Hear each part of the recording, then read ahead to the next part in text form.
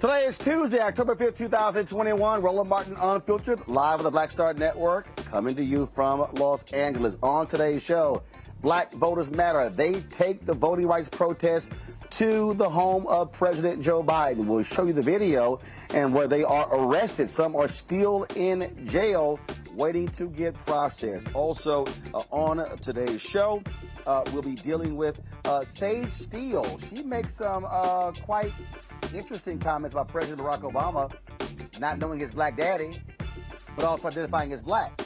Also, what the hell is she saying about women who wear certain clothes? Guess what? She's apologized, ESPN has suspended her for a week. We will unpack that on today's show. Also, they raised millions to buy Baldwin Hills Crenshaw Plaza, only to lose the bid to a lower offer. We'll talk with the executive director of the Downtown Crenshaw Rising to explain why they think they were rejected in favor of a non-black and non-local developer. Also, the family of Henrietta Lacks, they have filed a lawsuit against a biotech company for using her cells for research without her permission. And one of the defendants, accused of killing a black man while jogging, does not want the judge to allow any evidence to show that he may be a racist. Of course, story out of Georgia. Plus, a father's fear led him to create something that could bring peace to all parents. The ANJEL Tech app can track and record your child when they are in trouble. We'll talk with the founder of that app in our Tech Talk segment. Folks, it is time to bring the funk on Roland Martin Unfiltered on the Black Star Network. From L.A., let's go. He's got it. Whatever the miss, he's on it. Whatever it is, he's got the scoop, the fact, the find. And when it breaks, he's right on time and it's rolling. Best believe he's knowing. Putting it down from sports to news to politics. With entertainment just for kicks, he's rolling. It's Uncle Roro, y'all. It's Roland Martin, yeah. Rolling with Roland now. He's funk, he's fresh, he's real, the best, you know he's Roland Martin now.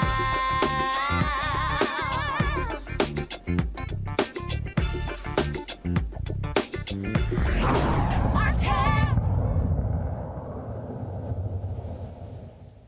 Over the weekend, President Joe Biden went to Capitol Hill to fight for his infrastructure bill, his Build America Better plan, but he has not gone to Capitol Hill to press Democrats to do the exact same thing for voting. Well, Black Voters Matter and other protesters took it to him by showing up today in front of the White House, protesting, demanding change. Folks, we have, go ahead and roll the video, please, saying that he needs to be doing more when it comes to voting. They have been demanding the For the People Act as well as the John Lewis Voting Act. Of course, Democrats have not moved on that. You have Arizona Senator Kristen Sinema as well as Senator Joe Manchin. Of course, they are standing in the way of that. We've not seen, again, any action taking so far on these voter bills. What we're seeing the protests continue, come back, making it plain that they actually want to see more things done to get voting rights in this country. And so that's one of the things that you're seeing. They were here in D.C., as I said, fighting to get those voting rights. And so they want something to be done about this very issue. This is critically important when we look at, of course, the voter suppression efforts being put in place by Republicans all over the state. Now, what are we dealing with now? Voter ID laws, of course, as many of these Republican-led states are pushing more of these voter ID laws all across the country. And so this is going to impact the 2020 midterm elections, and that's why people want to see things change. 33 laws have been passed that will negatively impact Black voters and other voters as well. Some of these laws are in areas including dealing with election officials, voter ID, mail-in voting, and early voting. We've seen bills passed in Texas, in Georgia as well. Here's an example, folks. Elmira Hicks, 82 years old, does not have a birth certificate, which makes it impossible for her to renew her driver's license. Well, without her license, she can't register to vote. Hicks, like many African Americans born in the early 20th century, was born with the assistance of a midwife, and records were not kept. She has been denied a birth certificate due to some technicality. Without a birth certificate, again, she can't get a license and will not be able to vote. These are the type of instances that are being brought up all across the country. Now, remember, the House of Representatives, they passed the John Lewis Voting Rights Advancement Act in August. The Senate has not taken up action on this particular bill. And so what we are seeing is the continuing efforts to force the Senate to move on these various bills. My panel, Teresa Lundy, principal founder of TML Communications, Dr. Mustafa Santiago Ali, Environmental Justice EPA, Michael Imhotep, host of the African History Network show. Glad to have all three of you here. What we are seeing here, Mustafa, what we're seeing is the continuing focus, putting pressure. This is where President Joe Biden has got to step up. Like I said, he went to Capitol Hill when it came to his $3.5 trillion economic plan. He has not done that when it comes to voting legislation. It's all about priorities. You know, the president, like you said, he cares about what's happening in relationship to the infrastructure bill, so he's leaning in. He has to lean in on this as well. It all begins and ends with the vote. I'm never sure why these folks are not as active on ensuring that everyone has the opportunity to fully participate in the civic process. On the Republican side of the ledger, they are very focused. They understand that by actually getting small percentages of folks not being able to vote, that it will tip it into their favor. They understand how to utilize power. They understand how to get engaged and actually win on the issues that they care about. President Biden and the Democrats have got to get serious in the Senate and make sure that they are passing these critical pieces of legislation that give everyday folks the opportunity to actually be a part of this democracy. And if they're not willing to do it, then how can you continue to ask black and brown folks to show up, to stand, you know, in extreme heat or extreme cold, to stand in these situations where they have individuals who, you know, want to do them harm, to stand when you're dealing with the COVID-19 pandemic? We've done our work. We've shown up. So they have the responsibility now to make sure they're pushing the Senate, whether it is Manchin or Sinema, to do the right thing. You know, Teresa, again, it's about pressure. It's about President Joe Biden using his power, leaning on these senators. And what black voters, they want to see a Biden that's engaged on this. Look, he said a variety of things when he was running for president, what he was going to make happen. Black folks are saying, fine, make it happen.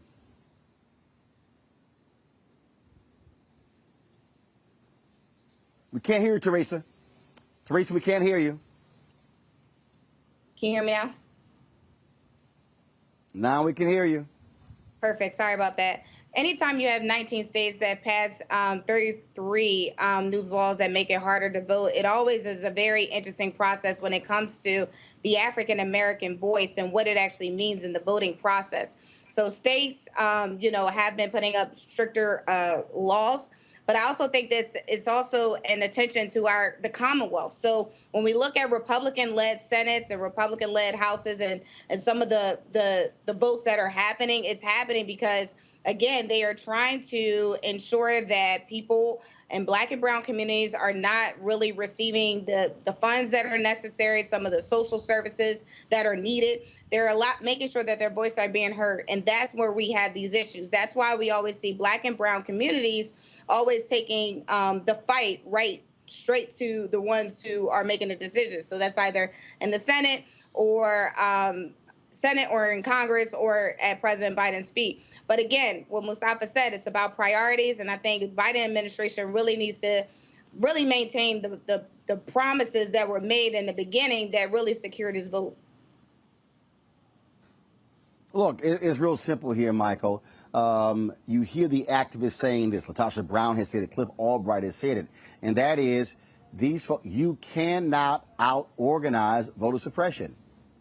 And so it's like, Democrats, what the hell do you think is going to happen? What do you think is going to happen? Right. You know, this is all about self-preservation. It's about self-preservation for African Americans. It's about self-preservation for Democrats in the House of Representatives in the 2022 midterm election. It's about self-preservation also for Democrats in the Senate that are up for re-election as well.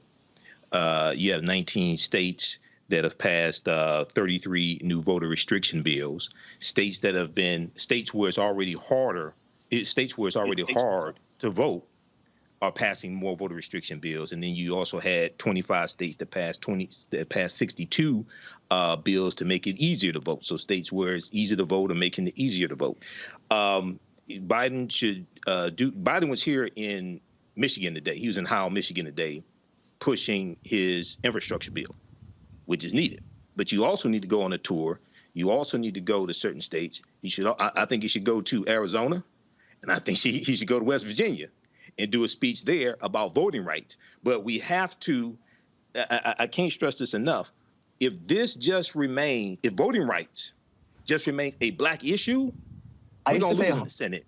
Okay, it has to be expanded because this impacts more than just black people. When you have these voter restriction bills, you have 38 million disabled Americans who are registered to vote.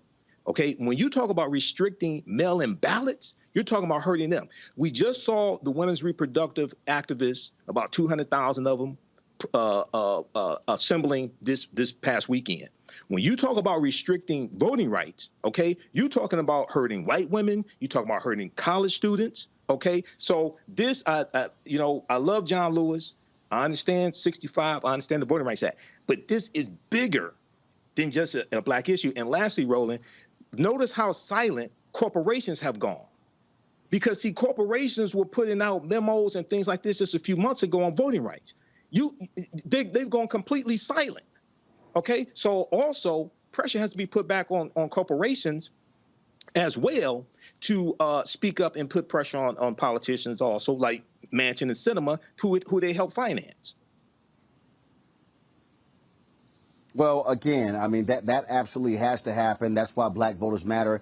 They're doing what they're doing, and so we certainly support what they're doing. And again, pressure is being brought to bear, and so more folks need to do so. Other organizations, but we also, like I keep saying, we need many of these white activists, these white progressives, stepping out here as well, saying that this is a particular priority. Folks got to go to a break. We come back. We'll talk about the drama unfolding at ESPN, where anchor Steele, very used to making comments about black folks. Well, guess what? She's in more hot water. She's now suspended for a week. We'll explain next on Roland Martin Unfiltered, broadcasting live on the Black Star Network from Los Angeles. Back in a moment.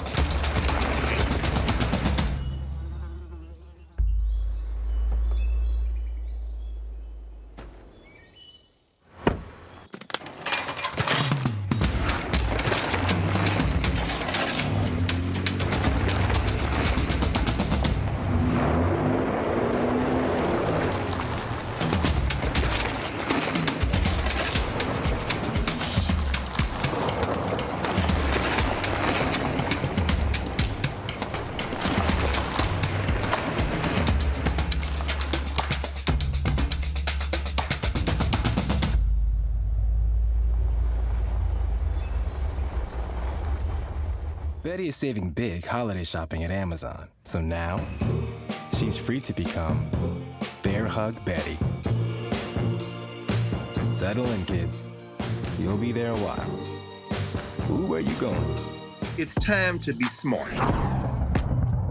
Roland Martin's doing this every day. Oh, no punches! Thank you, Roland Martin, for always giving voice to the issues. Look for Roland Martin in the whirlwind, to quote Marcus Garvey again. The video looks phenomenal, so I'm really excited to see it on my big screen. Support this man, Black Media. He makes sure that our stories are told. See, there's a difference between Black Star Network and Black-owned media and something like CNN. I got to defer to the brilliance of Dr. Carr and to the brilliance of the Black Star Network. I am rolling with Roland all the way. Honored to be on a show that you own. A black man owns the show. Folks, Black Star Network is here. I'm real revolutionary right now.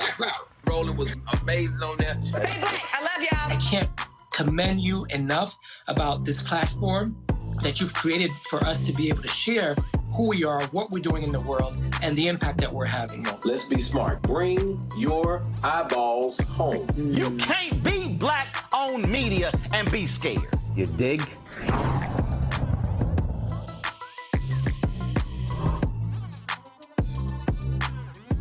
I'm Chrisette Michelle. Hi, I'm Chaley Rose, and you're watching Roland Martin Unfiltered.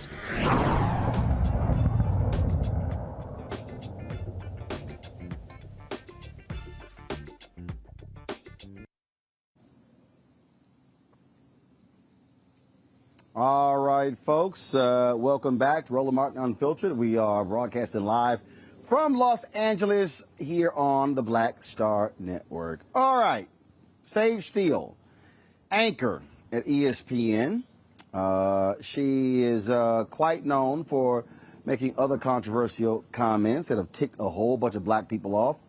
Well, Sage stepped in it again when she did the podcast of former NFL quarterback Jay Cutler and some comments that she made about a variety of topics, including this about President Barack Obama.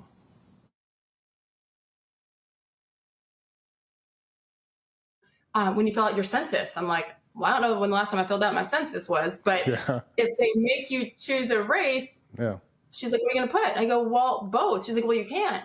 She goes, well, what about Barack Obama chose black and he's biracial? I'm like, well, congratulations to the president. That's his thing. I go, I think that's fascinating considering his black dad was nowhere to be found, but his white mom and grandma raised him. But hey, you do you. I'm going to do me. Okay, that caused lots of problems there.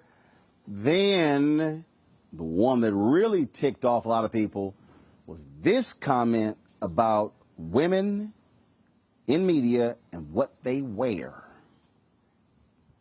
But here's the thing, there is a fine line, and I handled it. Like I didn't get anybody's, because that's not my wasn't my personality then. I might now a little more. But I do think as women, we need to be responsible as well. It isn't just on players and athletes and coaches to act a certain way. I mean, I've had talks with young women who like would come in and they'd intern with me, with our channel, or just other women who reach out to me now. And I've said to a couple of them, they're like, well, would you look at my tape? Would you do this? And I've said, listen, I would love to, but the way that you present yourself is not something I want to be associated with. Yeah. So when you dress like that, I'm not saying you deserve the gross comments, but you know what you're doing when you're putting that outfit on too. Yeah. Like women are smart. So don't play coy and put it all on the guys when and again, I'm not saying anybody deserves anything. Yes. But we need to be responsible as women too, because we know what we're doing when we put certain things on and then return a certain text. Or you expect somebody's not going to see you if you go to dinner with this guy? Like that's on us. That's so true. And All right, so a lot of this started because Sage Steele was not happy that she was forced to take the COVID vaccine if she wanted to keep her job at ESPN. Disney, like many companies, are requiring their employees to be vaccinated. This is what she had to say about vaccines. I think I respect everyone's decision. I really do. But to mandate it is sick. And it's scary to me in many ways. But I have a job that I love, and frankly, a job that I need. But again, I love it. I just, I'm not surprised it got to this point, especially with Disney. I mean, a global company like. Yes. Well, so what are we now dealing with? Sage has apologized because this thing really blew up. This is her apology. Please pull it up. All right. She says, I know my recent comments created controversy for the company, and I apologize. We're in the midst of an extremely challenging time that impacts all of us, and it's more critical than ever that we communicate constructively and thoughtfully. Here's ESPN's statement. Please pull it up. All right, then. At ESPN, we embrace different points of view. Dialogue and discussion makes this place great. That said, we expect that those points of view be expressed respectfully in a manner consistent with our values and in line with our internal policies. We're having direct conversations with Sage, and those conversations will remain private. Now, here's what's very interesting when you analyze those particular statements. And it was journalist Karan Phillips. He actually tweeted this out, and he said, wow, quite the different statements from ESPN regarding, say, Steele compared to when ESPN issued their statements when Jemele Hill called Donald Trump a white supremacist. And I'm going to show you these two, and I found it to be, again, real interesting. So this was the ESPN statement that they sent out with Jemele Hill. The comments on Twitter from Jemele Hill regarding the president do not represent the position of ESPN. We've addressed this with Jemele, and she recognizes her actions were inappropriate. Now, that's totally separate than what they had to say about Sage Steele. Now, also in her particular comments, Sage, she had some positive things to say about, come back to me please, about Candace Owens, which was quite interesting. And so, look, Sage Steele has a history. She was of making some comments that she was quite, critical of Colin Kaepernick. There was a point when she was on a flight from Los Angeles and was upset about immigration protests that were going on. You might remember she accused a couple of black colleagues at ESPN accused them of actually keeping her out of a conversation dealing with race. And again, in her comments, she complimented that clueless fool Candace Owens. We know how idiot she is. The thing that also is, so check this out. So let me just go ahead and do this. I'm going to play for you what she had to say about Candace Owens. Here we go.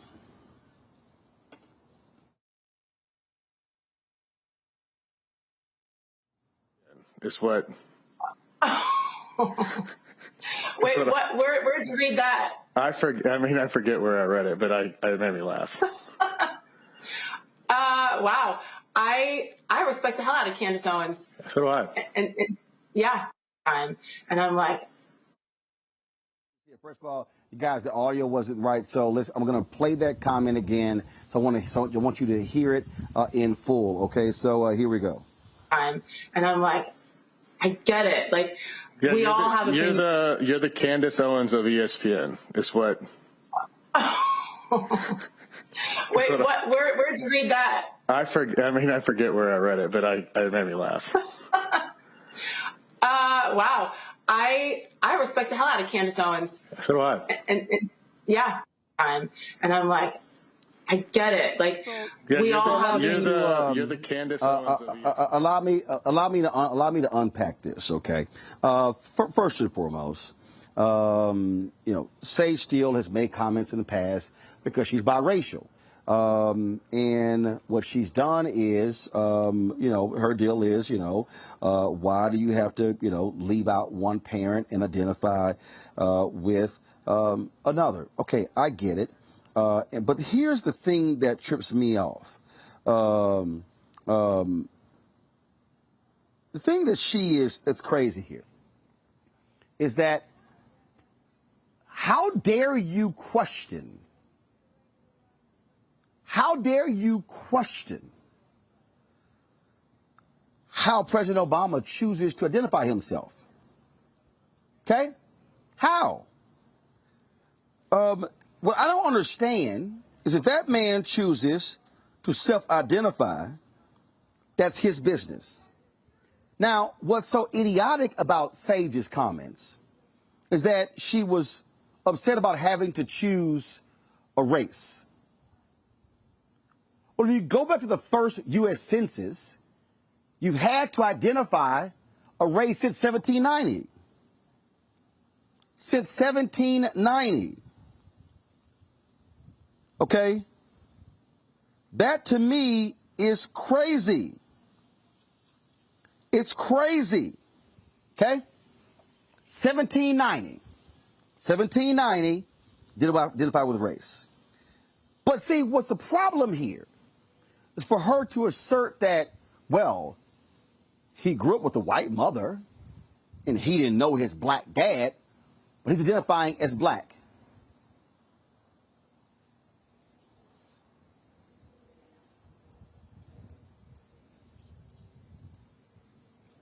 Sage, your daddy's white. Your mama's black. Sage, let's be real clear. You are not walking out on the street anywhere and somebody goes, hey, there goes a white woman. You know it and I know it. Sage, here's the deal. And this is why I know your comment here is idiotic and makes no sense.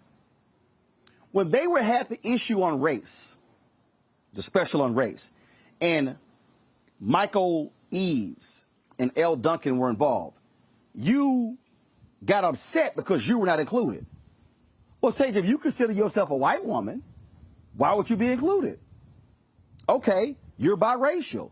Got it. But that's just stupid. And you go, oh, I think it's fascinating. Halle Berry. Halle is biracial just like you. Halle Berry calls herself a black woman. There are other biracial people who call themselves the exact same thing. So for you to sit here and make this comment makes no sense whatsoever. And it's idiotic. And then when you're talking about how women are dressing, well, no, I'm not saying that these things should happen, but you got, what the hell? ESPN has removed her from a women's summit that they're doing as well. That's supposed to be happening in a couple of weeks. But it's very telling who you are as an individual. And here's the whole deal. I don't care if you are a Sage, a biracial conservative. But if I respect the hell out of Candace Owens, you're admitting you're an idiot. Because anybody who respects Candace Owens, who is absolutely stuck on stupid, who knows what the hell she's talking about, who knows what the hell she's saying, you actually respect that and call yourself a journalist? That's why you're getting questioned. That's why you're getting dragged. And you've earned every single bit of it. Period. And so, Sage, how about actually using some damn common sense with these nutcase takes that you have? And ESPN should have suspended you for a week. Should have. And maybe you're now going to learn. And here's the whole deal, Sage. Go to Fox Sports. Go to Fox News and join your former ESPN colleague, Will Cain. If that's the point of view that you want to offer, go right ahead. But really, stop with the gaslighting of black people because you're uncomfortable that an Obama will call himself black. And also, what the hell is his dad not being there have to do with it? In fact, Kerry Champion, let me pull this tweet up. Former ESPN anchor Kerry Champion weighed in on this, and I'm gonna pull it up to show you. And so because I just thought that this tweet was really important. So let me see here. Let me see if I can find it here. I just thought it was really, really interesting. What she tweeted, because I mean, it's just dumb. It's just really dumb when you see these comments coming from a black woman. Oh, sorry, a biracial woman. In the case of Sage Steele, and this whole, woe is me and all this. I just, I'm tired of it. And this thing that. You are like somehow, because you are so conservative or whatever you want to call yourself, that's fine. But it's just ridiculous. It's just utterly ridiculous. This is the tweet from Kerry Champion. Sigh, my dad wasn't around when I was younger. I'm still black. That's what Kerry Champion tweeted. And she's right. So this notion that, if your dad wasn't around, that somehow dictates what we should call yourself on the census. Yeah, that's weak. And you know what? I'm bringing the panel here, Teresa. I'm just, it's really utterly ridiculous that Sage still continues to embarrass herself. I met Sage. I know Sage. We're not friends. I know if, seeing her at National Association of Black Journalists Convention and things along those lines. But I just don't, for the life of me, the comment that she made about Obama And I just find it fascinating. He identifies as black, and his dad wasn't even around. What the hell? Yeah, that's the right question to ask, but especially for somebody who's in the journalism industry. I've watched Sage myself, and I've read her tweets. I've listened to her commentary. I've seen her at black conventions, and I've seen her at those black conventions identify as black and not biracial. So I feel like she is personally suffering something that I think and I have a lot of friends who are biracial person goes through, but I think she's just channeling it in a different way. There's certain individuals who I guess, who may be of the right persuasion who accepts her a little bit more. Now, it's okay to be Republican and conservative, but when it comes to, I think probably what took me back was how she embraced new individuals that come to her on the way that they dress. And again, as a black woman myself, 100%, if I didn't have a suit on, or if I didn't have the right dress on, it was at the right length, and I was bringing all this talent, or maybe my suitcase was locked in a storage room and I didn't have the key and I had to get to that meeting, is she saying that she will not even take the time to even talk to me? And again, that could be a missed opportunity. So as I listen to her, I almost feel just saddened because again, this is another, black white woman that is suffering something so deep that I feel like there has to be more to it. I mean, I've been one to say I'm not a fan of Candace Owens, but I also understand why people take to her, and part of that is she's spewing off some nonsense, and she's getting paid handsomely. And so those who are willing to sell their soul for 2 minutes of spotlight, and they give you a show and they give you branding, those are the people that, unfortunately we have those who want to be in the mix and just don't know how to get in. So they model it and they feel like this is where they need to go. So fortunately, we just could pray for our sister. And look, apparently her dad is black, mom white. Okay, fine. Either way, it doesn't matter. But it's still nonsensical. And again, if you're biracial, Mustafa, that's fine. If you want to identify as white and black, I got no problem with that. I'm perfectly fine with that. But what's stupid to me, what's absolutely idiotic to me, is this somehow notion that a person doesn't get to decide that. They do. And his dad not being anywhere there has nothing to do with any of this. Well, when you have folks like Sage saying the stuff that she does, it's almost like a headline in the National Enquirer. People say these types of things because they want attention. And not only do they want attention, but they also, as Teresa said, are trying to set themselves up for their next gig.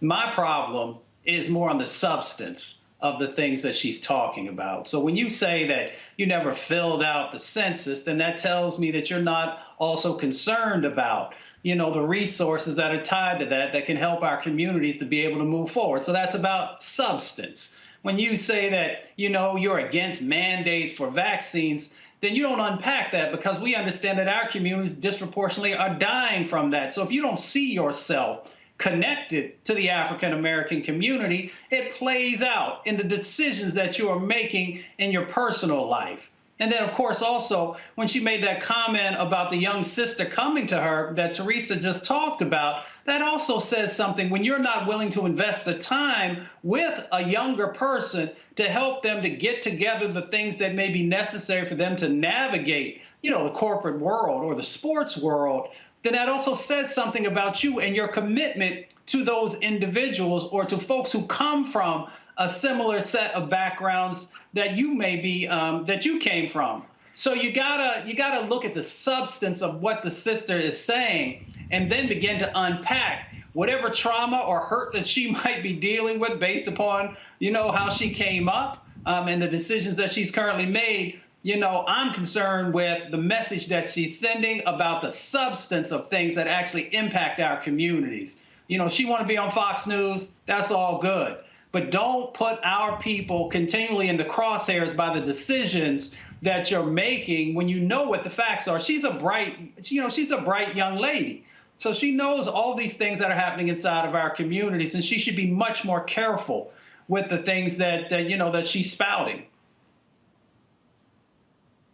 Michael, look, I don't care what her personal issues are. I don't care what drama she's going through. Bottom line is this here.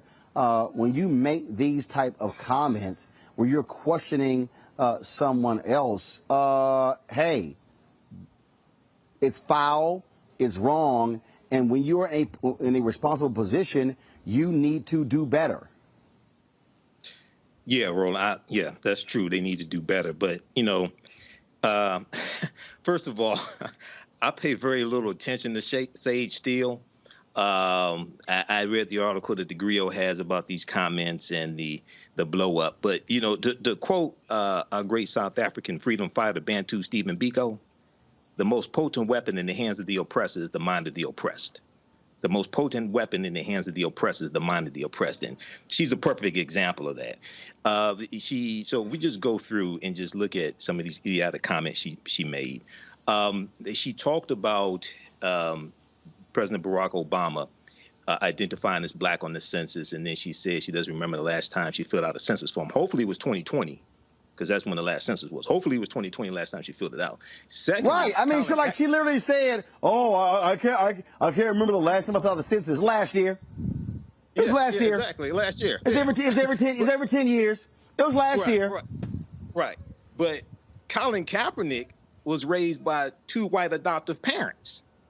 Okay, he identifies as black. Okay, basically. Okay, so No. Hold on. He was He was raised by two adoptive white parents. White parents, yes. Colin saying I'm black. Yes, exactly. And then, she talked about Candace Owens. Well, Cutler brought up Candace Owens, and she took it as a compliment to Candace Owens of ESPN, what have you. Well, Candace Owens is an idiot who is ignorant of history. So, Sage Steele may take that as a compliment. The other thing is, when we go to Disney and a vaccine mandate, Sage Steele has tested positive for COVID-19, according to the Wrap and thegrio.com. She's tested positive for COVID-19 previously. So for her to have a problem with the vaccine mandate at Disney, and they're trying to, usually these companies have vaccine mandates because they want to keep people safe and they're trying to save lives. Okay, but usually a lot of these corporations, I don't know if this applies to Disney, but a lot of corporations is either get vaccinated by a certain date or get tested once a week. How is it at Disney, Roland? Do you know? Do they have the option to get tested once a week or twice a week? Hell no. You got to be vaccinated. And I'm with Disney 100%. And guess what? Sage wanted to keep that high-paying ass job, and that's why she got that damn shot. And let's just be real honest here. The reason we have been able to see the increase in vaccinations is because companies have mandated it. And that's the whole point. And this is real simple. If you want to have your freedom and you want to do whatever you want to, there's no problem. But it doesn't mean you're going to be able to keep the jobs that you have. That's what this thing is all about. Okay. And the reason why I asked that is because the mandate from Joe Biden using the Labor Department for companies that have employees of 100 or more, that is either a vaccine mandate or get tested once a week. That's why I asked. No. That first, but again, a company can make their own rules. They don't have to follow that particular plan there. And so, just like all the major airlines have now announced that United Airlines, 97% of all of their employees have the vaccine because it was mandated. Now JetBlue, Southwest Airlines, and the others are following suit as well. And so that's what we're seeing. But look, I'm glad to see ESPN suspended her because it was idiotic and it should teach her a lesson. But it just made no sense whatsoever. The Obama comment and the comments about women and what they dress. Got to go to a break. We come back. We're going to talk about an issue here in Crenshaw. The purchase of a mall, black company. Why were they shut out of the process? That's next. Roland Martin Unfiltered on the Black Star Network, live from L.A. Oh, that spin class was brutal. Well, you can try using the Buick's massaging seat. Ooh, yeah, that's nice. Can I use Apple CarPlay to put some music on? Sure, it's wireless. Pick something we all like. Okay, hold on. What's your Buick's Wi-Fi password? Buick Envision 2021. Oh, you should pick something stronger. That's really predictable. That's a really tight spot. Don't worry. I used to hate parallel parking. Me too. Hey. Really outdid yourself. Yes, we did. The all-new Buick Envision, an SUV built around you. All of our age have lost the ability to focus the discipline on the art of organizing. The challenges, there's so many of them and they're complex. And we need to be moving to address them. But I'm able to say, watch out, Tiffany. I know this road. That is so freaking dope.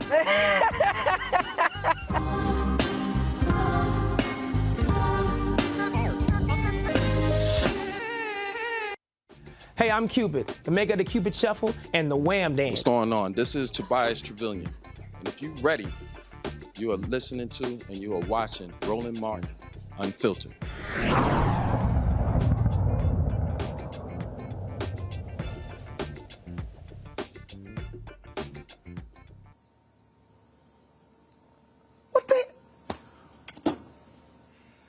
Well, all right, folks. A South Los Angeles community group. They're fighting back after their bid for the historic Crenshaw Mall was rejected. Downtown Crenshaw Rising says their $115 million offer was the highest one for the property, but it wasn't accepted. Let's talk about it. Joining me now from L.A. is the executive director for Downtown Crenshaw Rising, Damian Goodman. Damian, glad to have you on Roland Martin Unfiltered. So you say you had the highest bid. How do you know that? Has it been confirmed that y'all had the highest bid and it was turned down? Yes, Roland. I mean, and let's back up a little bit because I think people say we're a development group. We're much more than that. We're the community. Over 300 community organizations and a membership of over 2,400 people came together when we found out that our Crenshaw Mall, the most significant asset in Black Los Angeles, which sits at the heart of Crenshaw and King Boulevard in Leimert Park community, that it was to be sold to outside developers that were closely connected to Donald Trump.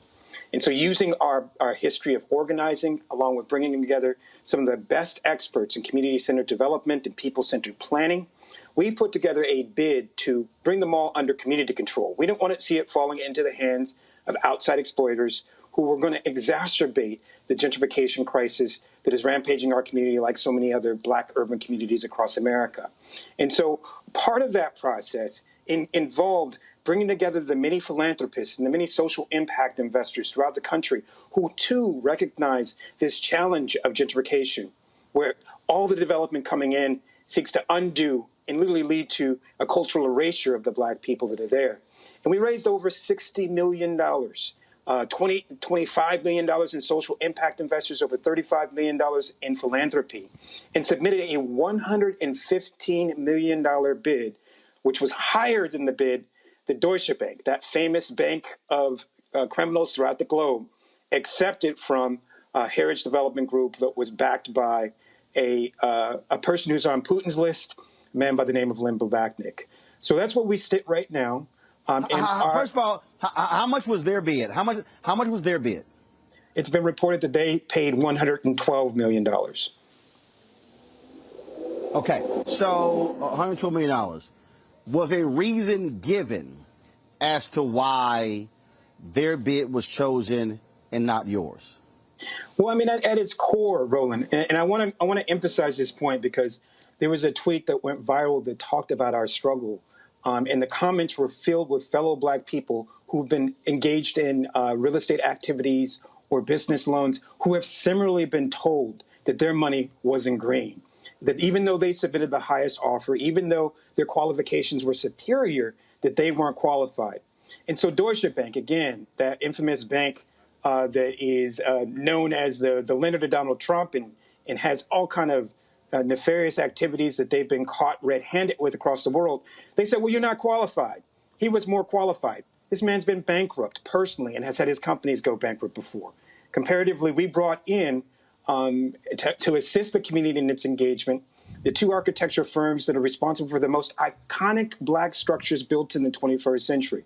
The Smithsonian Museum, National Museum of African American History and Culture, and Equal Justice Initiatives, a museum or a memorial for peace and justice down there in Montgomery. Collectively, along with some of the biggest developers on the planet, those that did the World Trade Center after 9/11. We submitted them a fully financed offer, a plan that was developed for the community that sought to bring in affordable housing, not housing we couldn't afford, sought to bring space for the incubation of entrepreneurship, businesses that were owned locally, space for worker-owned cooperatives, green space. We presented the whole plan, and we had the money, we had the community, and we had the plan, and they said that we were not qualified to do the project. And were they saying that because you did not have mall development experience, management experience? What was their rationale? We brought in the second largest real estate operation on the planet to be our consultants. I want to be clear about that, because there's a difference between where Black people tie themselves to projects where they're just the Black front and the decisions are being made by other people who are outside the community. No, the development company that we brought in, literally, who redid the World Trade Center after 9/11, along with multiple other projects throughout the world in so many respects, was partnered with the second largest real estate operation on the planet that is operating malls today successfully all throughout Los Angeles, the country, and globe. This was not a question of qualifications, Roland, and again, we got to hit that over and over again. This was a racist process by a corrupt bank that was acting, and this is the kicker, man, they were acting at the bequest of public pension funds. The investors who invested and purchased the mall, who were to sell it, contracted. They were public pension funds, right? These entities that are filled with worker money from Black and brown people in this community and throughout other communities across the country. They contracted with DWS, which engaged in this corrupt and racist process. Right now, civil rights organizations, along with ourselves, we're looking at engaging in litigation that lifts up that 1866 Civil Rights Act, the same act that was invoked by Byron Allen when he was denied his opportunity to engage in the acquisition of radio and other multimedia companies. We're looking into that right now, and I think we'll have an announcement quickly. This was old-fashioned racism. This is old-fashioned denial of the opportunity for Black people to own, live, build, and thrive in the community that we occupy. Questions for our panel. I'll start with Mustafa. Well, brother, thank you for the work that you're doing. I've spent almost 30 years on place-based work, so I've seen time and time again how difficult it is for Black and brown-led projects to actually make it to fruition. So my question is, because this was a community-driven project that you had strong community support, what has been the outcry from the community, and who all have you all been engaging with to hold folks accountable? Well, as my good friend from the South says, people are mad as a wet hen. I think in so many respects, we've been told that we did not have the money, we did not have the qualifications, and sometimes that's been true. But here, that wasn't the case, and this was ours. And we did the building. We brought together the civil rights organization. We brought together the renters and the homeowners, and multiple unions that were many units that were invested in this project. So people are here and they're ready to fight. Not just because the person who they sold it to literally is a sexual assaulting racist by the name of David Schwartzman of Heritage Development Group. You can just Google him and find out his history. It has a long history of being anti-tenant, anti-merchant, and violating the Fair Housing Act and other civil rights acts. Not only that, but because, we did what everyone says we're supposed to do, right? We're supposed to come together. And if Black people just came together, things would get better, while ignoring that we must operate in a society that is predicated on systemic racism, where the decisions are being made by white people far away who want to continue the exploitation of our community. We seek to change that entirely by having a project that uplifts, not uproots this community. And that's a threat. That's not just a threat here in Crenshaw.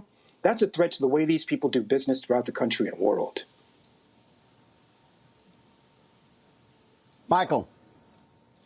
Hey, brother, look, I applaud you for what you're doing, man, and I know it's a tough job. I used to be a general contractor on a construction project here in Detroit, so I understand, for a Black-owned company.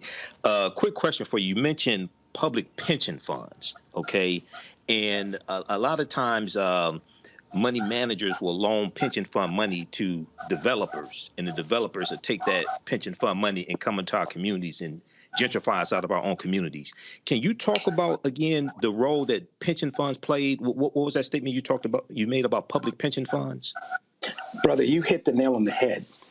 And two of the pension funds, one was the state of Michigan, and the other was the Detroit Police and Fire Pension Fund System. So this was not just pension funds in Los Angeles and California, including the Los Angeles County employees and the UC Board of Regents. These were pension funds throughout the country, and some of the biggest pension funds throughout the nation. New York City employees and New York City teachers, right?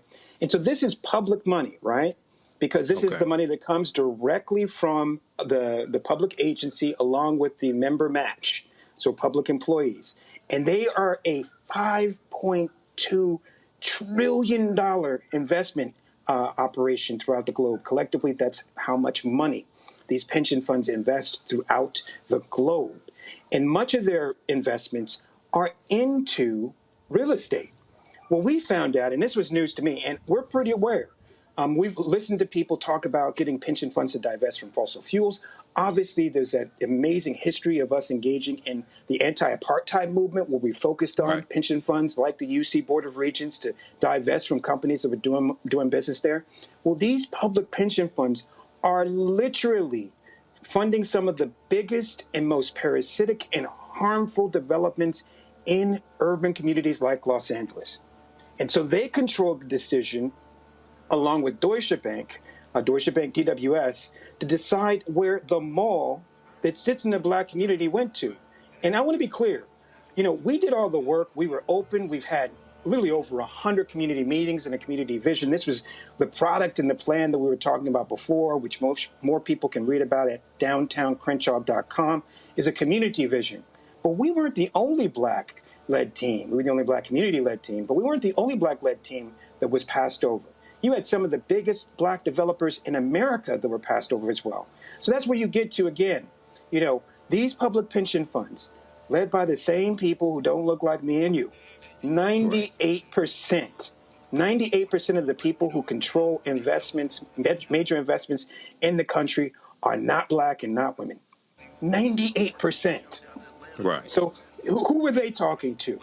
They didn't even, I don't think they even had seen, nor could they imagine that a community group could come together, raise this much money, bring together a professional team with expertise both in community development and large-scale projects. It floored them, so they had to come up with some ridiculous reasons as to why they denied it, but at the core of it remains stone-cold racism, and they will be held to account for it.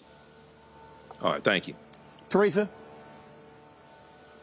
Yeah, Damian, one, I applaud your efforts. Look, I live in the city of brotherly love where these conversations are happening daily as some are led to build areas of real estate and gentrify areas, and then some really do have a community-focused approach.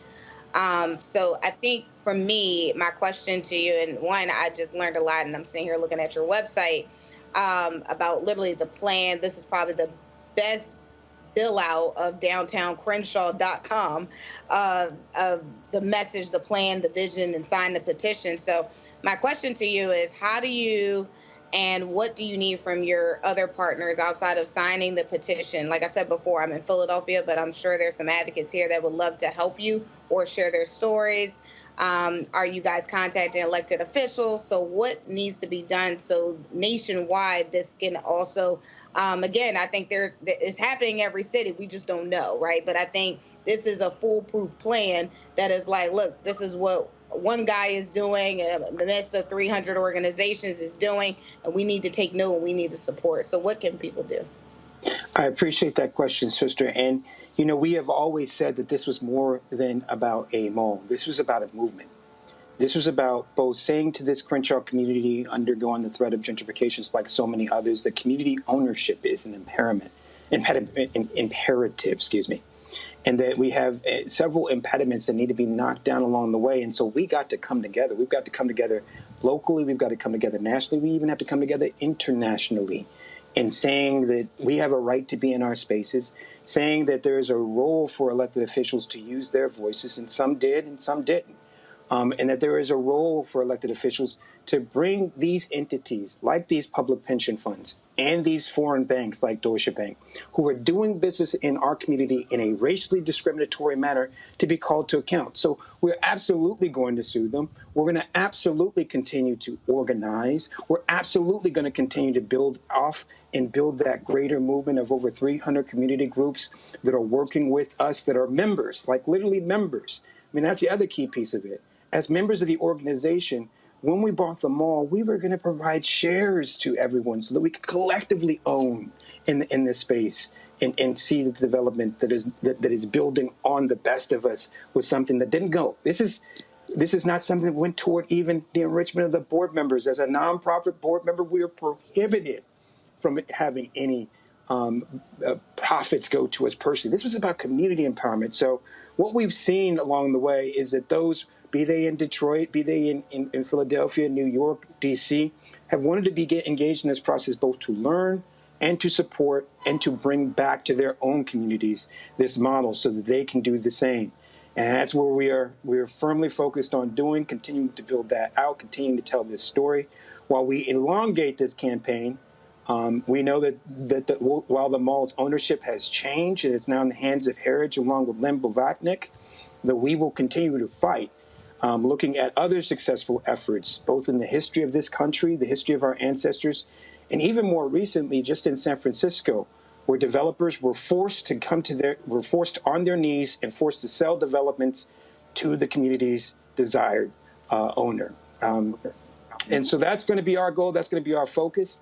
And we have the winds of our ancestors, and we ride on the wings of our ancestors and the winds of change behind us. Thank you. Damian Gutman, Executive Director of Downtown Crenshaw Rising. We really appreciate you joining us on the show. Appreciate you, Roland.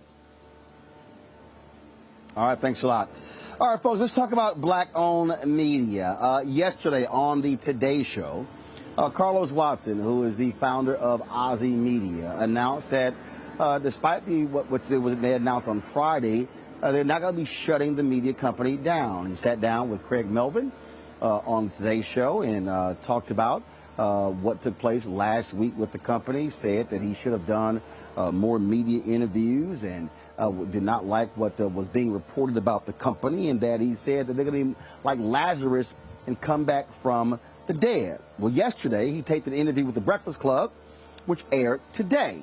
And in that particular interview, 15-minute interview, he talked about a variety of things, answered their questions. During the interview, Charlemagne also revealed that he was an investor in Ozzy as well, apparently invested about $10,000. Well, during the interview, Carlos a couple of times called out me and Soledad O'Brien because we were critical of Ozzy and posts we made. But then at the end of the interview, he brought me up again. Listen to this. Like, look through it. I'd be happy for people to do it. And I'd be happy for people to compare it apples to apples. Are you going to talk to some of these people that's really criticizing you, like the Roland Martins? Would you sit down with Roland? Would love to. Okay. Love to. Roland, we're going to make that happen. And, you know, I was disappointed in Roland, if I'm honest. Okay. I was disappointed in him, but you know what?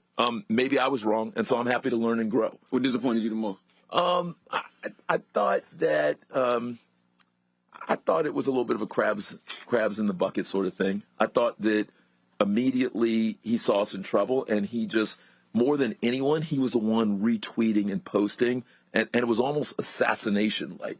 And given his experience at CNN and what happened to him, I thought he'd be the last person being involved in that kind of thing. And so, you know, it is what it is, and I've got to learn from that, and I've got to get better. But if you ever see me doing that, let me know if you see me doing that. I hope you will never see me doing that. I hope even if we have differences, you and I will have the conversation. I won't be out there trying to assassinate people in public along with the mob. Mm-hmm. Absolutely. All right. Yeah. Well, it's Carlos Watson. It's The Breakfast Club. Good morning. All right. So let me speak to that. Carlos, it's very clear that you don't follow me. It's abundantly clear that you don't follow me on social media, because if you did, you would realize that I often talk about media stories. I've been in media for since I was 14 years old. This was not something that I fell into. I didn't go to school majoring in something else and then fell into media later like you did. I chose this when I was 14 years old. I'll be 53 years old on November 14th. So this has been my life for 39 years. And if anybody who follows me, they know I often post stories, retweet stories, comment on stories that deal with the media. When Joe Concha, who is a media and political columnist for The Hill, who's also with Fox News. Oh, check the timeline. You'll see the comments that I've made directly to him. The other thing is this here, Carlos. You saw what I had to say because I tagged you. See, I ain't no punk. I'm not going to comment about Ozzy and comment about you and not tag you. Uncle Roro don't subtweet. I'm real clear about being open and honest. Folks criticized me when I cracked on Sha'Carri Richardson for coming in ninth. Why'd you have to tag her? Because that's what I do. I don't subtweet. So anybody who follows me knows I'm often talking about media, talking about advertising, talking about all of those different things, because this is what I do. This is what I talk about. And I've discussed other media companies owned by black people. So this whole idea that somehow, oh, it's crabs in a bucket. First of all, it's called crabs in a barrel. It's not crabs in a barrel. And then to say, well, I saw an opportunity. I didn't see an opportunity. The fact of the matter is, I am a black-owned media company that's serving black people, that's targeting African Americans. There are others who watch my show who are not black, who do appreciate the show, and I've gotten emails from them, contributions from them. The reality, Carlos, I don't think I've ever heard you say you're a black-owned company. You probably have positioned yourself as saying, I'm a media company owned by somebody who's African American. The second thing, when you said you called it assassination. So you don't like the fact that I've retweeted others who have had negative things to say about you? Your former writer, Eugene Robinson, who wrote a very critical Substack about you, comments that you made about him. What?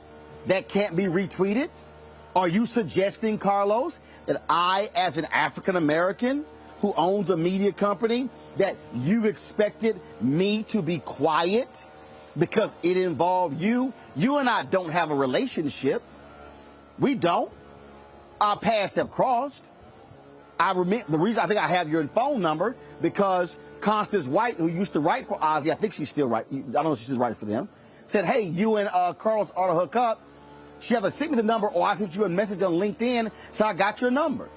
So after the interview yesterday, Charlamagne said, you should call me. You called me. I was busy yesterday with the George Lopez golf tournament. So my booker has already reached out to you, call you and text you about having you come on the show. You sat with the Breakfast Club for 50 minutes? Fine, Carlos. You come on Roland Martin Unfiltered in the Black Star Network, and let's have a conversation about what has transpired. And there's a series of questions that I do have for you. And I've watched the Craig Melvin interview and the interview with the Breakfast Club, and I've got a lot of follow-ups to some stuff that you had to say.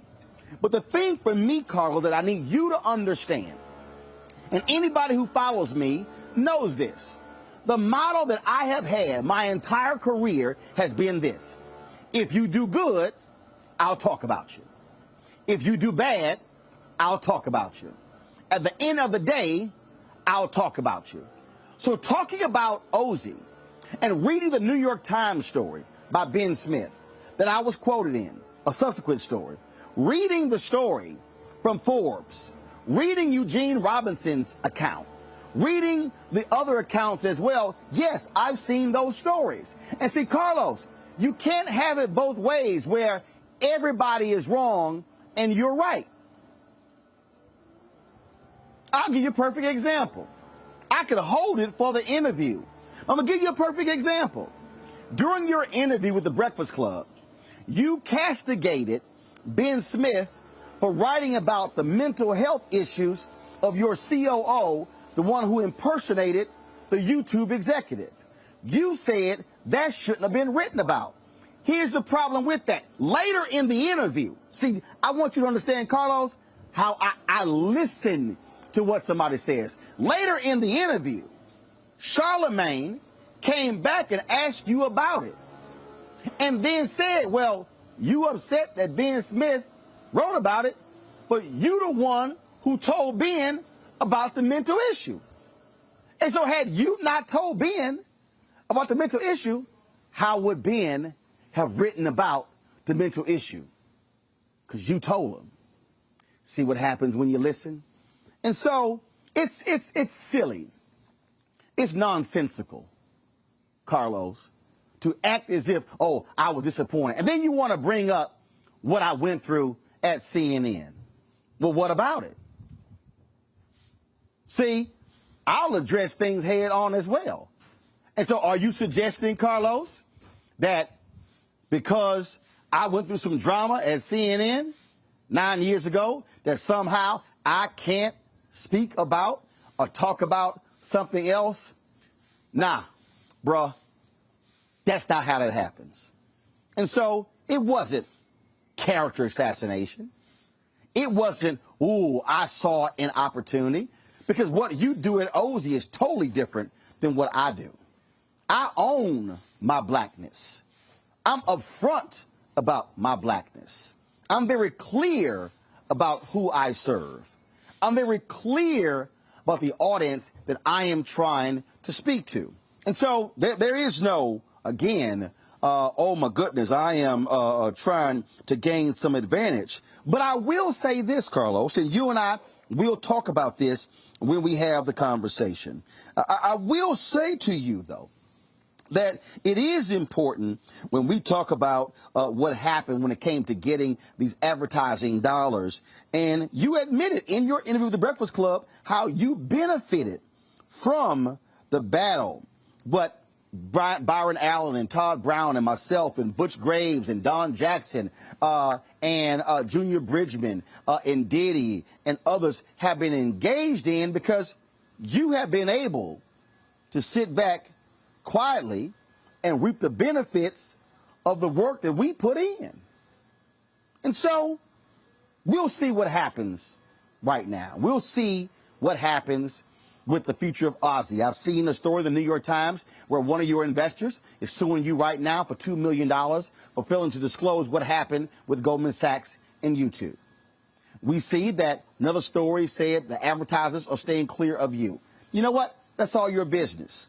But what I am going to say, Carlos, I am more than willing to talk with you. I am in L.A. through Sunday. I know you were there in Silicon Valley. You were in New York, today's show, and doing the Breakfast Club. So I'm doing various one-on-one interviews for a new show on the Black Star Network called Rollin' with Roland. And so I have open slots, Carlos, tomorrow on Wednesday. I've got slots open on Thursday. All day Friday is open. Saturday is open. If you find yourself in L.A., come on by. I'll text you the address, and we can have a conversation right here. If you can't come, we'll have a conversation on the show. See, you said to Charlemagne, well, Charlemagne, if you see me doing something like this here, you will call me first. That means that you want to have an offline conversation. Well, he's one of the investors in your company. You have a relationship. I don't have a relationship with you. So you and I having a conversation offline. Why? You had one with Craig Melvin on the Today Show. You had one with Charlemagne, DJ Envy, and Angela Yee on the Breakfast Club. So we have a conversation. It's going to be a public conversation. And it should be. Because, again, I am a journalist. And what I was raised on, it was about truth, integrity, character, honesty. It was about being upfront and clear, owning mistakes, not accepting BS. But do not mistake, Carlos, that any criticism that I have is personal, it's a vendetta, that it's assassination, or anything along those lines. It's called truth. And truth is what reigns supreme. Truth is what matters. Not fudging, not being astray, not getting too out there, which you admitted in the interview that y'all did with some of your marketing things, how you, and I'll pull the comment up, how you sort of, strayed, or, you know, you were too aggressive, whatever, with some claims made. Where I come from, we call that lying. But we'll go over all of that in the conversation that we have. But don't ever, Carlos, get it twisted. Don't ever assume that anything I do is trying to assassinate somebody. It's called speaking truth. All day, every day, 24/7, 365, 366 in a leap year. I'll be back on the Black Star Network in a moment.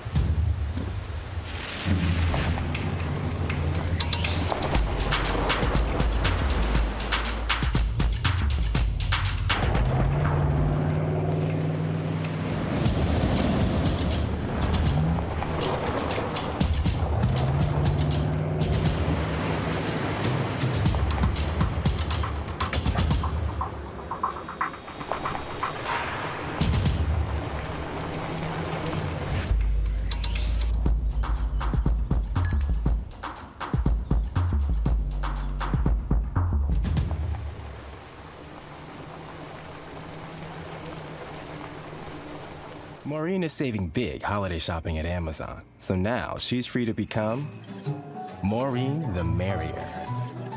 Food is her love language, and she really loves her grandson. Like, really loves. It's time to be smart. When we control our institutions, we win. This is the most important news show on television of any racial background. Y'all put $2, $3, $4, $5, $10, $15, $20, $30 on this and keep this going. What you've done, Roland, since this crisis came out in full bloom. Anybody watching this, tell your friends. Go back and look at the last 2 weeks, especially of Roland Martin Unfiltered. I mean, hell, go back and look at the last 2 days. You've had sitting United States senators today, Klobuchar and Harris. Whatever you have that you can bring to Roland Martin Unfiltered to support it, please do, because this information may literally save your life. Watch Roland Martin Unfiltered daily at 6 p.m. Eastern on YouTube, Facebook, or Periscope, or go to RolandMartinUnfiltered.com. Support the Roland Martin Unfiltered Daily Digital Show by going to RolandMartinUnfiltered.com. Our goal is to get 20,000 of our fans contributing $50 each for the whole year. You can make this possible. RolandMartinUnfiltered.com. Hey everybody, it's your man Fred Hammond. Hi, my name is Brescia Webb, and you're watching Roland Martin Unfiltered. And, well, I like a nice filter usually, but we can be unfiltered.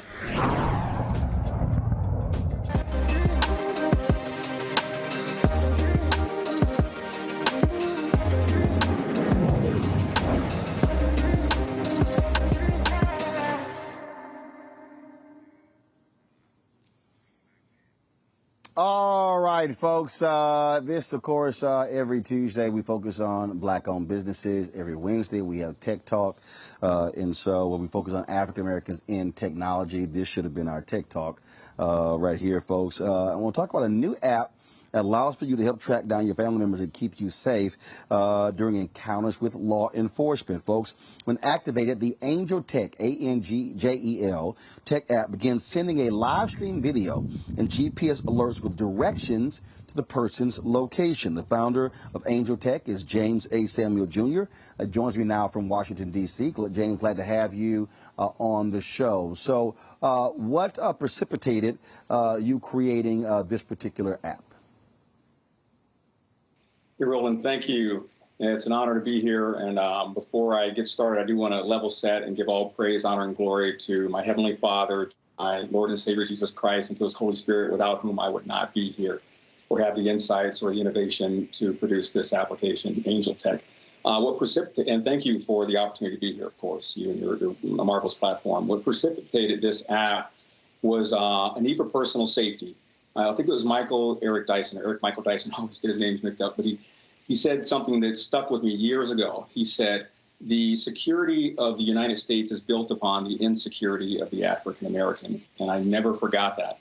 And so when you look at the events over the last 400 years, right, and you look at the insecurity, the habitual, historic insecurity of the African Americans in the United States, which has only, recently really been brought back to light, Jim Crow 2.0, we'll say, ANJEL Tech was needed the whole time, right? We needed to know where our loved ones were. We needed to know what was happening to them. We needed to know where we were in relation to them.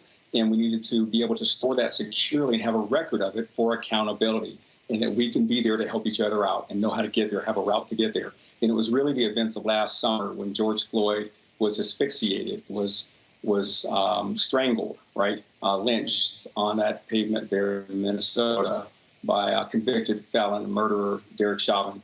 That's what spurred me to ask my team of world-class developers to really make this happen now. It's been needed for far too long. So we store in October. We got it in the Google Play Store this February.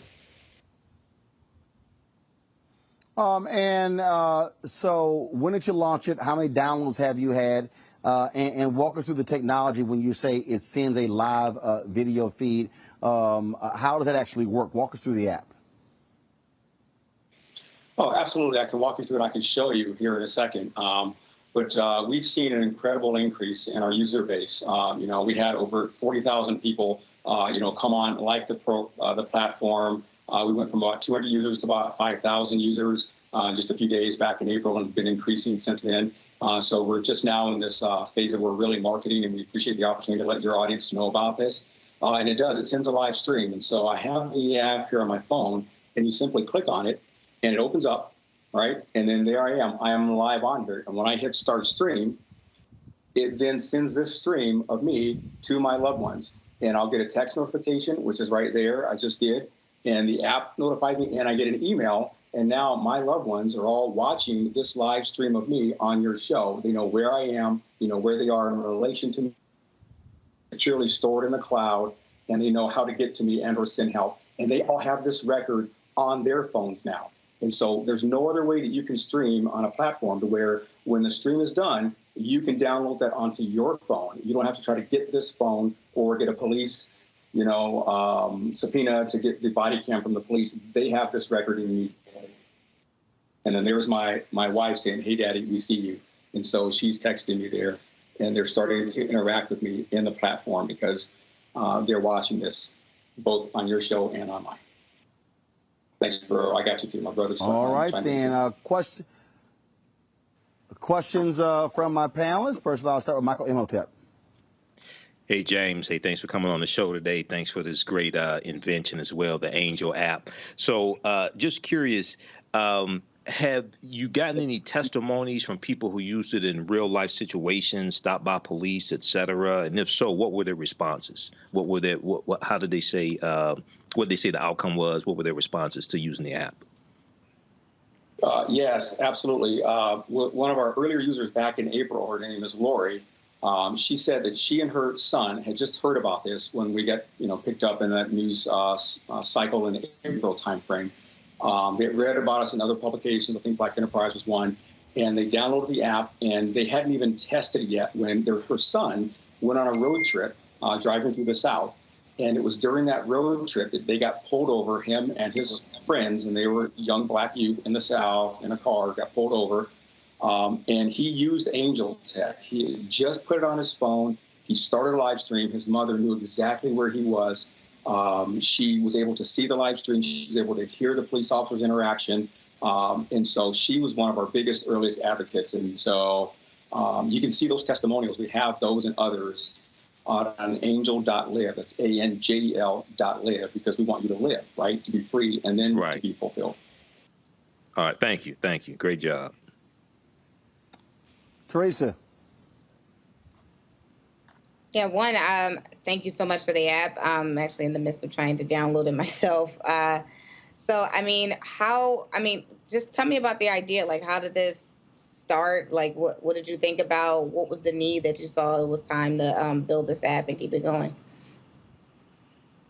Oh, thank you. I saw the need. Again, it's a historic 400-year need, right, for us in the country. But we were in another technology.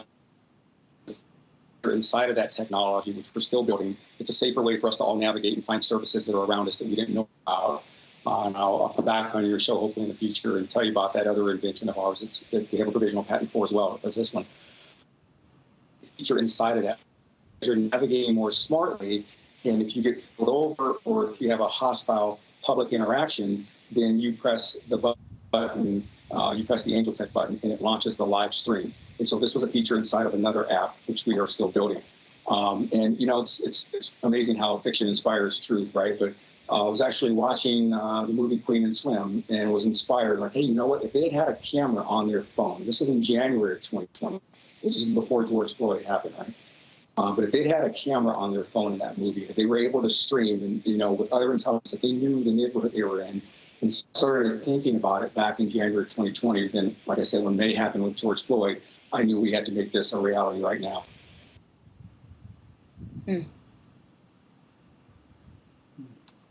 Mustafa.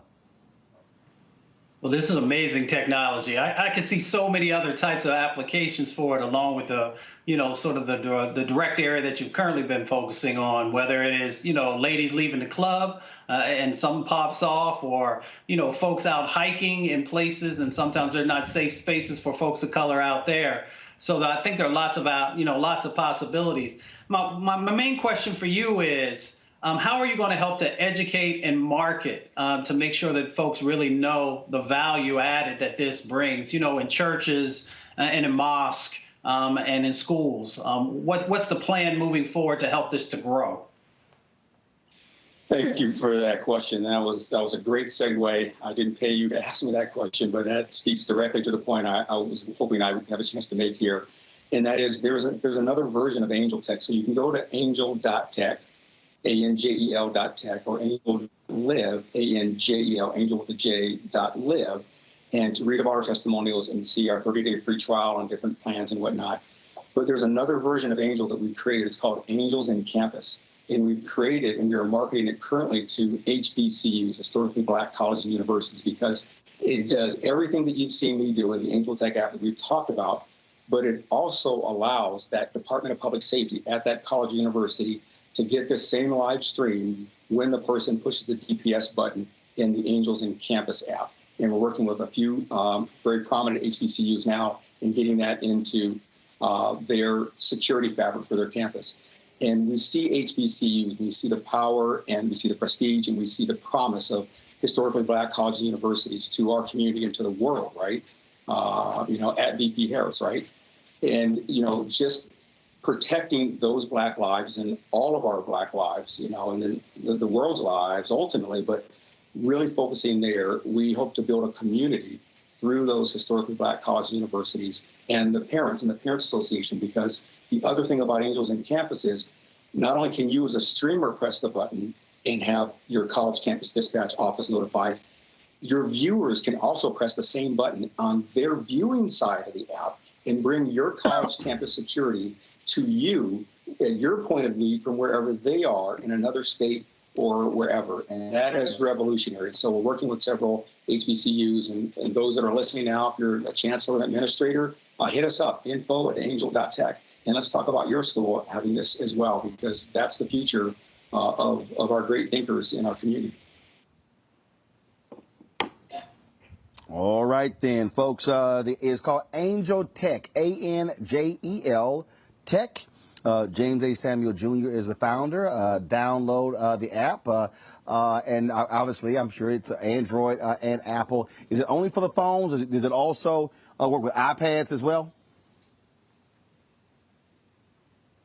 It only works on phones, but it works on all Android and all iOS platforms. It works anywhere in the world, and we're the only app like this that works anywhere in the world that you have a cell phone signal. And I do also want to give credit, Roland, to some other partners and other people, right? Natalie Wilson and Derica Wilson at Black and Missing Foundation, our missing persons. We're, inspired by them and hope to partner with them soon. Blackfacts.com is another great organization out there doing great work in our community. Ken Anderson and Dale Bodie. And then we're also been approached by Hollywood, right? So there's a short film that's being put together right now by Dreka Armstrong and Jermaine Williams of the Great Debaters fame. It's called Welcome, and it's a short film that talks about this dynamic around not just our technology, but this whole dynamic of personal safety in public spaces. And so we're really encouraged and inspired by our partners and others like-minded in this fight and in this struggle. All right, then. Certainly appreciate it, James. Thanks a lot. Thank you, Roland, for having me. All right, thank you very much, folks. Got to go to a break. We come back. More Roland Martin Unfiltered on the Black Star Network, live from L.A. Oh, that spin class was brutal. Well, you can try using the Buick's massaging seat. Oh, yeah, that's nice. Can I use Apple CarPlay to put some music on? Sure, it's wireless. Pick something we all like. Okay, hold on. What's your Buick's Wi-Fi password? Buick Envision 2021. Oh, you should pick something stronger. That's really predictable. That's a really tight spot. Don't worry, I used to hate parallel parking. Me too. Hey. Really outdid yourself. Yes, we did. The all-new Buick Envision, an SUV built around you. All of you. It's time to be smart. Roland Martin's doing this every day. Oh, no punching! Thank you, Roland Martin, for always giving voice to the issues. Look for Roland Martin in the whirlwind, to quote Marcus Garvey again. The video looks phenomenal, so I'm really excited to see it on my big screen. Support this man, Black Media. He makes sure that our stories are told. See, this difference between Black Star Network and Black-owned media and something like CNN. I got to defer to the brilliance of Dr. Carr and to the brilliance of the Black Star Network. I am rolling with Roland all the way. Honored to be on a show that you own. A black man owns the show. Folks, Black Star Network is here. I'm real revolutionary right now. Roland was amazing on there. Stay black. I love y'all. I can't commend you enough about this platform that you've created for us to be able to share who we are, what we're doing in the world, and the impact that we're having. Let's be smart. Bring your eyeballs home. You can't be Black-owned media and be scared. You dig?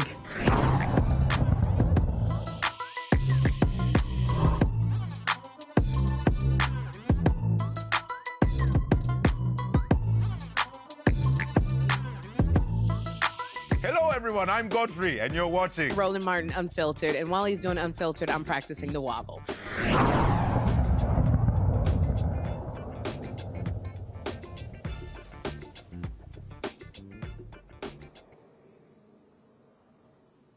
All right, folks, 2 Kansas City police officers are on trial for wrongly arresting a black teenager in 2016. Tyree Bell was 15 at the time. He was jailed after officers Jonathan Munyon and Peter Newkirch said he matched the description of one of the 3 black teenagers showing off a firearm. Bell's family says he was detained despite evidence of his innocence. Now, in 2019, U.S. District Judge Greg Case dismissed the civil rights lawsuit, ruling the officers were entitled to qualified immunity. But last year, an appeals court overturned Kay's decision. Police Chief Rick Smith and the Kansas City Board of Police Commissioners are also listed as defendants in this particular case. Let's go to Texas. Well, the Texas Board of Pardons and Paroles recommends a posthumous pardon to George Floyd for 2004 drug arrest. He was arrested by a now indicted ex-Houston police officer whose case history is under scrutiny following a deadly drug raid. It was a unanimous recommendation from the 7-member board and now goes to Texas Governor Greg Abbott, who is going to make the final decision. Of course, George Floyd killed last year in Minneapolis that sparked protests all around the country and the globe as well. All right, folks, going to a break. We come back, our black and missing case. We'll give you the latest on that and discuss some more news on Roland Martin Unfiltered on the Black Star Network, live from Los Angeles.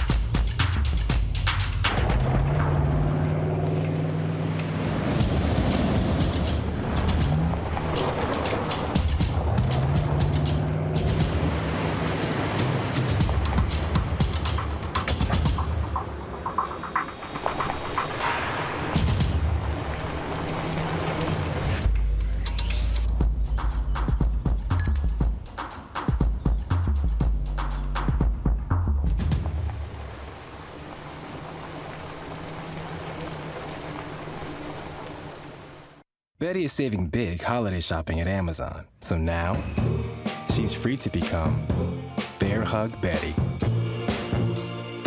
Settle in, kids. You'll be there a while. Ooh, where you going? Hi, I'm Kim Burrell. Hi, I'm Carl Payne. Hey, everybody, this is Sherry Shepherd. You're watching Roland Martin Unfiltered.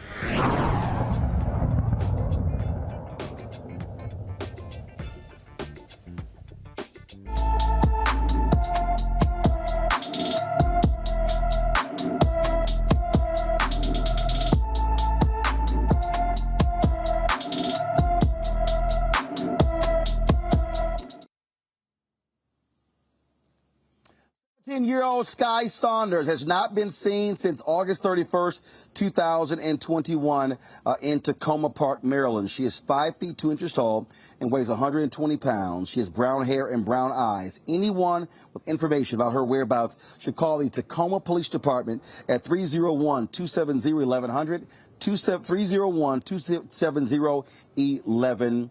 100. All right, folks, the estate of Henrietta Lacks is suing a biotech company, claiming it's been selling her cervical cells without her knowledge or the estate's knowledge or consent. The federal lawsuit says Thermo Fisher Scientific knowingly mass-produced and sold the tissue obtained through what it calls a racially unjust medical system. The cells in question were taken in 1951 by doctors at Johns Hopkins. Lacks was terminally ill at the time, and her cells have been used for use in countless scientific research studies since. Her family says now it's time for justice for Henrietta Lacks. About time. Here, 70 years later, we mourn Henrietta Lacks, and we will celebrate taking back control of Henrietta Lacks' legacy. This will not be passed on to another generation of Laxes. Amen. We stop here and we move forward to get control of Henrietta's legacy, and I would like to restore my family's honor. Throughout the years of watching my family go through what they went through, my dad being ignored in courthouses, my grandmother defamed by she had to sign her name with the X. My grandmother had beautiful penmanship. It's in my book, Henrietta Lacks, The Untold Story, where I share my stories of my family's plight to get here where we are today. And God brought us here together over these 70 years. It wasn't time back then. It's time now. The time is now. All right, folks, the lawsuit wants a court to block their use without permission and force the $35 billion company to hand over profits from the Hella sales. What do you make of this, Mustafa? Well, the company should have already settled. It would just make sense that they've made billions of dollars off of this. There's a history of the extraction of black body parts. You can go back to Dr. J. Marion Sims in the 1800s when they were actually experimenting on enslaved people at that time. He's known as the father of gynecology because of all that he did to black women. So this is just, it keeps playing out decade after decade. So I hope that this family actually gets the restitution that they deserve. Teresa. Yeah, it's a disgrace. But again, I am just in awe. Again, history is now catching up to them.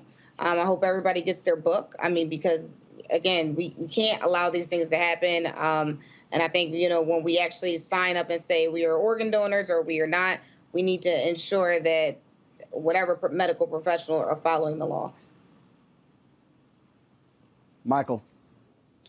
You know, Roland, this is great news. I talked about this last night on my show.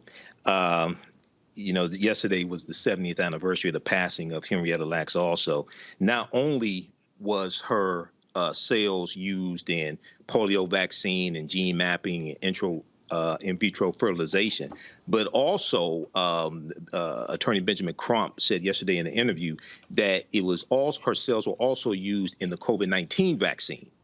And he said her cells have been used since basically 1951, but the statute of limitations has ran out on a lot of other uses. But because of COVID-19, that's something new.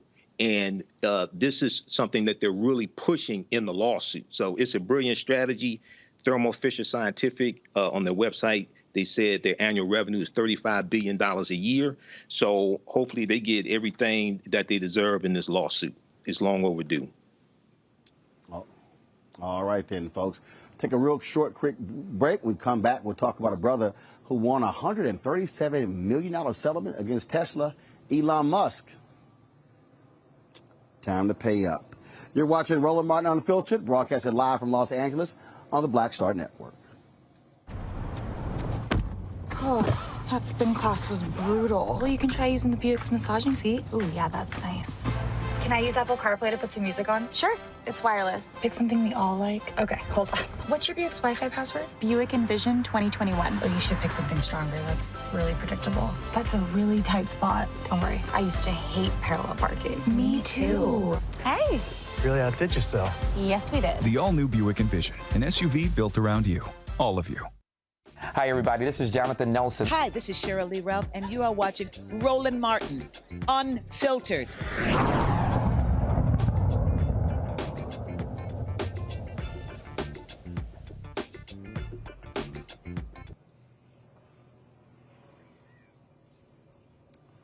All right, folks, Tesla, they got to pay $137 million to a former black worker who said he suffered racial abuse at the electric car maker's San Francisco Bay Area factory. A San Francisco jury concluded the elevator operator Owen Diaz was subjected to racial harassment and a hostile work environment. He worked at the Fremont factory in 2015 and 2016. He said he faced daily harassment from co-workers, including the use of the N-word, and that swastikas and racist graffiti and drawings were displayed around the plant. That's a whole lot there. Man, $137 million, Michael. Bottom line is racism. Y'all want to keep playing games with it? Now you got to pay up. Yeah, Roland, now they have to pay up, but also when you study this case, he made numerous complaints to, it appears, human resources. He made numerous complaints and they were ignored also. So, yeah, this is huge. And an HR executive from Tesla is trying to downplay the severity of it, but it's like, no, the jury disagreed with that. So $137 million judgment. So, yeah, they have to pay up on this one. As they say, Teresa, you going to learn today.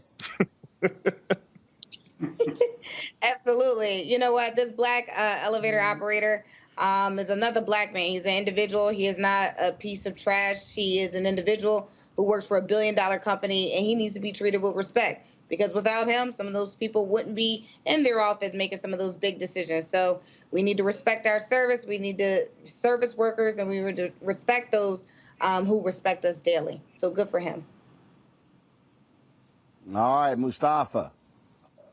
Well, let's put it into perspective. Elon Musk is worth $200 billion as of yesterday, and it continues to go up. So this brother deserves every penny that he gets. And hopefully Tesla will get its act together to make sure that this type of behavior never happens again. So if you want to be a part of the new clean economy and tell the world that, you want to see change happen, change has to start within your organization. And leaders should also lead. Michael, Mustafa, Teresa, surely appreciate y'all joining us today. Folks, a little bit early, so let me explain to you. We are here in Los Angeles. I was here for the George Lopez golf tournament on yesterday. And so what we're doing is we're doing a series of one-on-one interviews for a new show. It's going to be the Black Star Network. We're calling it Rolling with Roland. So last time we were here in Los Angeles, we talked to actor Richard Lawson, Jeffrey Osborne, Mario Van Peebles, actor Glenn Turman, Jack A., Bill Duke, as well as comedian Michael Collier. I think I'm missing somebody we talked to. And so this week, of course, go to my iPad. Today, I've already talked to my man, actor Dondre Whitfield. Y'all saw him on The Cosby Show. You saw him on Queen Sugar. He's been in a whole lot of different movies and TV shows. And so in a moment, I'm going to be interviewing Janice Howard, who runs a $1 billion